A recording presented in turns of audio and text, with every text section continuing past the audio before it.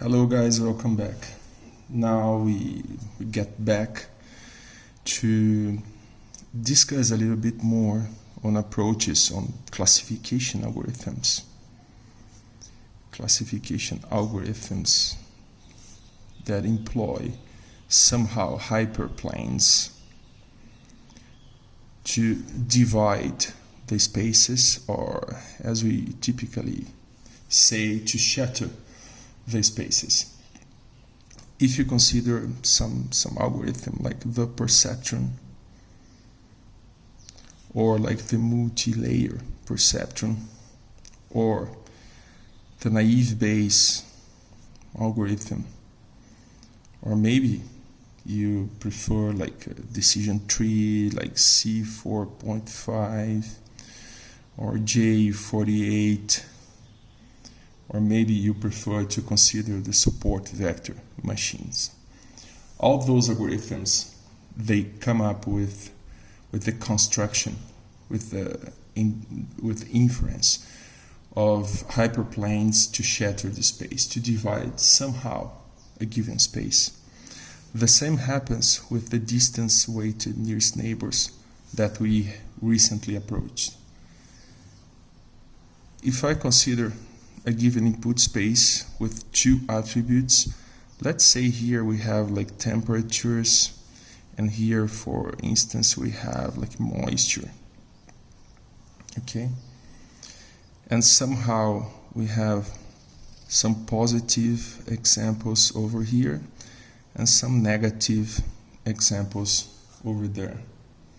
The basic idea is to come up with a hyperplane dividing the space, so we have a negative side of the space and a positive side of the space. Of course, for more complex problems, suppose we've got something like this, so we have like positive examples over here as well, so we need a composition with several hyperplanes.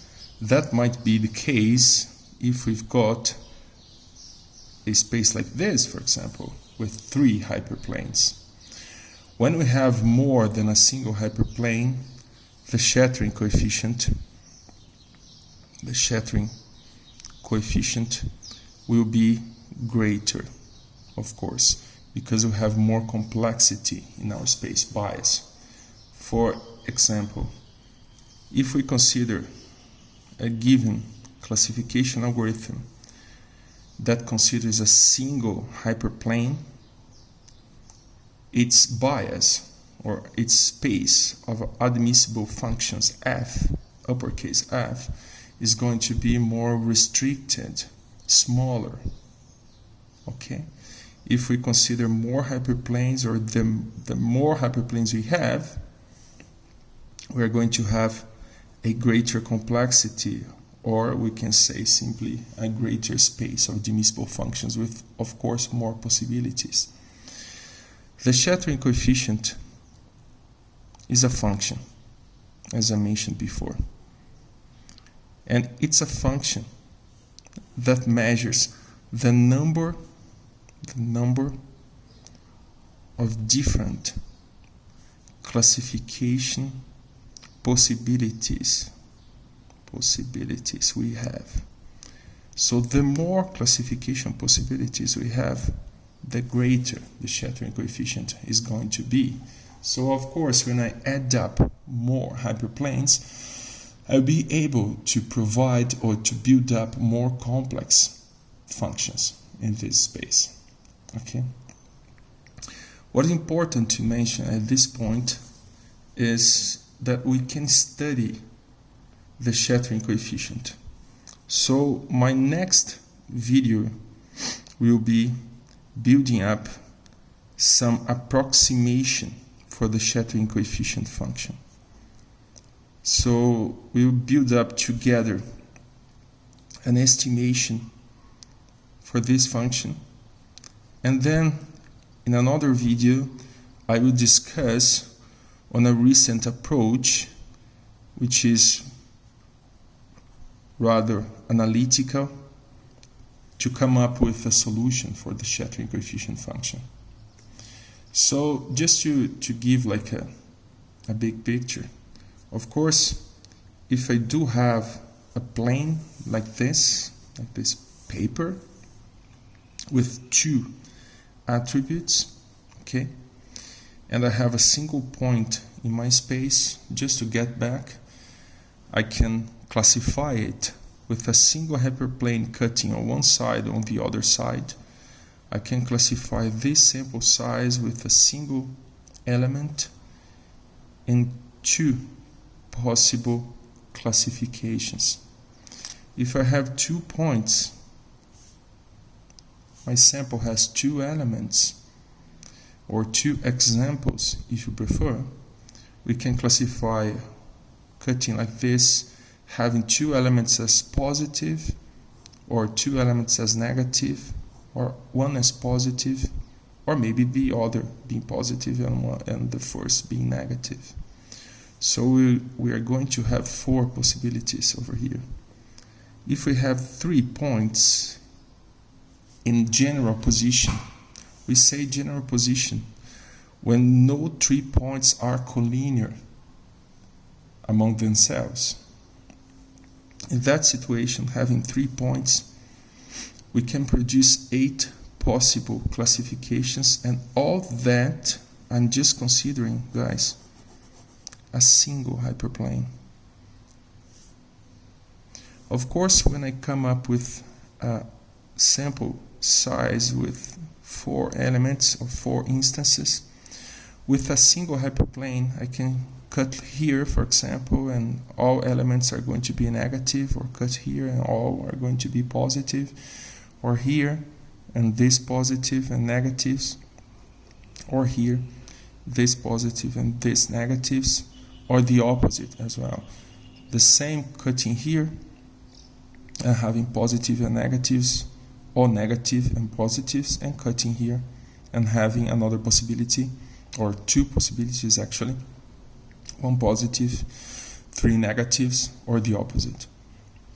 Observe here, we're going to have, for a single hyperplane, the maximum number of possibilities is not going to be 16, it's going to be 14. So we have a bound, a limit defined by the space we are working on.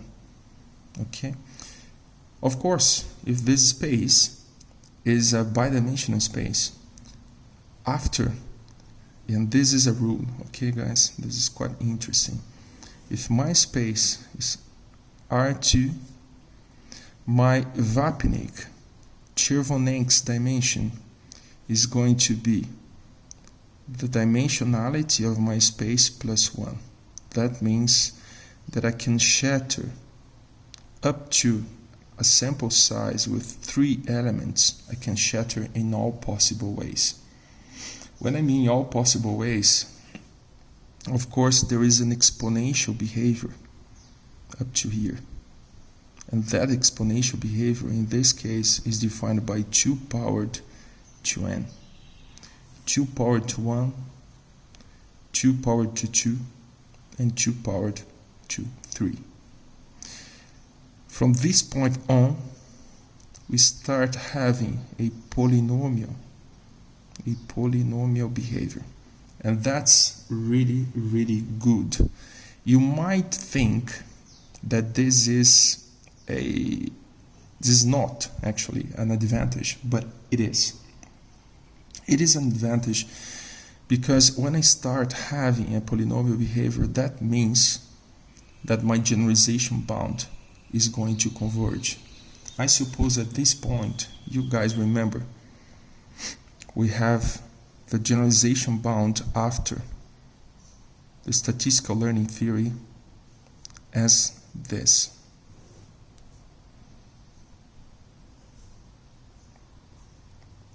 Times the shattering coefficient for a 2-sized sample minus log of delta, and delta being our let's say our confidence level for that probability. You guys can get back to the other videos and see that once more. Of course, this is the shattering coefficient over here. So the more polynomial sorry, if it's a polynomial, of course I can simplify this as we've done before, and being this a polynomial, I will apply, of course, a log in terms of a polynomial, and even considering the worst, the greatest, of course, order of this polynomial, when I apply a log function and divide by n, this is going to converge to 0 eventually. Of course, the greater my polynomial is, the greater the order, okay? If I have a first order polynomial or a second or a third or a fourth order, that will change, that will consequently impact on the number of examples I need to ensure learning convergence, to prove learning convergence, to prove that I can learn with my classification algorithm. Okay? Just to get back. Now, what I'm going to come up with you guys is another video in which I plan to discuss a little more on how to come up with a quite simple algorithm to estimate the shattering coefficient. Next, after that, we are going to discuss an analytical solution for that, which I have proposed at the end of 2019 and found a very nice algorithm at the beginning of 2020. Okay, so we're going to discuss this and then this. What's nice about that is we can employ those formulations on this bound and understand how our algorithm is going to face unseen examples, is going to classify unseen examples. We've got some measurement on top of our training or some sample, but we don't know how it's going to be when it receives an infinite number of examples. Okay, and that, of course, is possible after having access to the shattering coefficient. See you guys in the next video.